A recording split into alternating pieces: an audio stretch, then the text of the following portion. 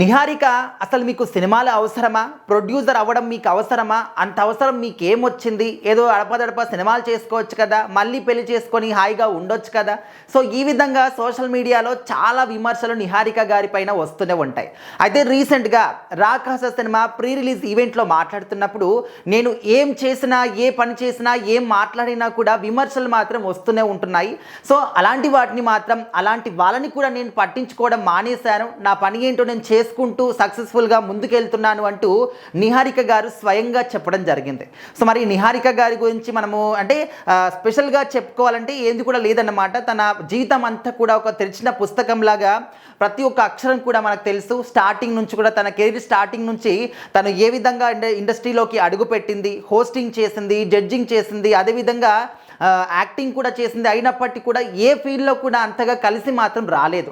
సినిమాల్లో హీరోయిన్గా చేసినప్పటికీ కూడా అనుకున్న రేంజ్లో విజయం మాత్రం రాలేకపోయింది. సో ఆ తర్వాత ఇంకా పెళ్లి చేసుకున్నారు. పెళ్లి చేసుకున్న తర్వాత ఆ పెళ్లితో అయినా హ్యాపీగా ఉంటారనుకుంటే ఇంకా పెళ్లిలో కూడా హ్యాపీగా ఉండలేదన్నమాట. కొద్ది రోజులకే విడిపోయారు.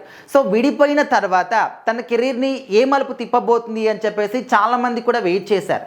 సో మరి తను ఇంకా సినిమాలు నటించడం కానీ లేకపోతే ఇలాంటివి ఏవి కూడా చేయకుండా ప్రొడ్యూసర్గా వచ్చేసింది పింక్ ఎలిఫెంట్ ఒక ఫ్యామిలీతోనే అనమాట. అయితే తన బ్యానర్ పైన ముందుగా కమిటీ కుర్రాల్ సినిమా నిర్మించింది ఒక నిర్మాతగా. ఆ సినిమాతోని 11 మంది కొత్త మందిని హీరోలని పరిచయం చేసింది ఇండస్ట్రీకి. సో ఆ సినిమా అనేది సూపర్ డూపర్ హిట్ కొట్టేసింది అనమాట. సో ఆ తర్వాత మరి నెక్స్ట్ ఏ సినిమా చేయబోతుంది ప్రొడ్యూసర్గా అని చెప్పేసి చాలామంది వెయిట్ చేస్తారు. సో ఆ తర్వాత వచ్చినటువంటి సినిమానే రాకాస సినిమా. సంగీత్ శోభన్తోని ఈ సినిమా చేస్తుంది అనమాట. సో మరి ఏప్రిల్ 3కి సినిమా రాబోతుంది. ప్రీ రిలీజ్ ఈవెంట్లో మాట్లాడుతున్నప్పుడు ఈ విధంగా మాట్లాడింది. నేను ఏం చేసినా కూడా విమర్శలు మాత్రం పక్కా వస్తున్నాయి. అప్పుడు కమిటీ కుర్రాలు సినిమా చేసినప్పుడు 11 మందిని కొత్త వాళ్ళని పరిచయం చేసినప్పుడు ఎంకరేజ్మెంట్ చేయాల్సింది పోయి కొంతమంది అసలు నువ్వు ఎందుకు చేస్తున్నావు, ఇదంతా కూడా తెలిసిన వాళ్ళతో చేయొచ్చు కదా సినిమాలు, చిన్న వాళ్ళతో చేయొచ్చుగా సినిమాలు, ఈ విధంగా కొత్త వాళ్ళని ఎందుకు తీసుకొస్తున్నావు, దీని వెనకాల ఏదో చేస్తున్నావు అని చెప్పేసి ఆ తర్వాత అన్నారు. సో ఇక్కడ నేను సొంతగా బ్యానర్ పెట్టుకుంటే అదేంటి మీ ఫ్యామిలీలో చాలామంది బ్యానర్స్ ఉన్నాయి కదా, అందులో చేసుకోవచ్చు కదా, కొత్తగా నువ్వెందుకు పెట్టావని చెప్పేసి అప్పుడు విమర్శించారు.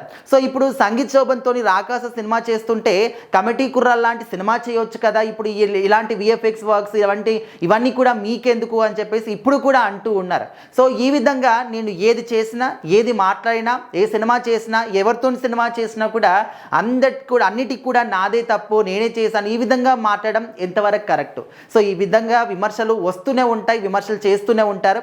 ఇంకా నేను అవి ఏవి కూడా పట్టించుకోను. ఎందుకంటే నేను ఏం చేస్తున్నాను, ఏం చేస్తే మంచిది అనేది కంప్లీట్గా నాకు ఒక క్లారిటీ అనేది ఉంది. నా వెనకాల నా ఒక ఫ్యామిలీ సపోర్ట్ నాకు ఉంది. నేను ఖచ్చితంగా ముందుకెళ్తాను, సినిమాలు చేస్తూనే ఉంటాను. నాకు విజయం వచ్చినా రాకపోయినా కొత్త వాళ్ళకి మాత్రం నేను ఛాన్సులు ఇస్తూనే ఉంటాను. కొత్త వాళ్ళందరినీ కూడా ఇండస్ట్రీకి పరిచయం చేస్తాను, టాలెంట్ ఉన్న వాళ్ళందరినీ కూడా అంటూ తను సభాముఖంగా చెప్పిందనమాట. మరి నిహారిక గారి ఆ ఒక తెగింపుకి, అదేవిధంగా ధైర్యానికి చాలామంది కూడా గొప్పగా మెచ్చుకుంటూ ఉన్నారు. ఇదే విధంగా ఉండు తల్లి, కొత్త వాళ్ళకి ఛాన్స్ ఇవ్వు. చాలామంది కూడా ఛాన్స్ల కోసం రోజు ఆఫీసులు వెంబడి తిరిగే వాళ్ళు కొన్ని వేల మంది కూడా ఉన్నారు. సో ఖచ్చితంగా గొప్ప స్థాయికి నువ్వు వెళ్తావు, నీ సినిమాలు అన్నీ కూడా గొప్పగా హిట్ అవుతాయని చెప్పేసి అయితే చాలామంది కూడా కింద కామెంట్లు కూడా పెడుతూ ఉన్నారు.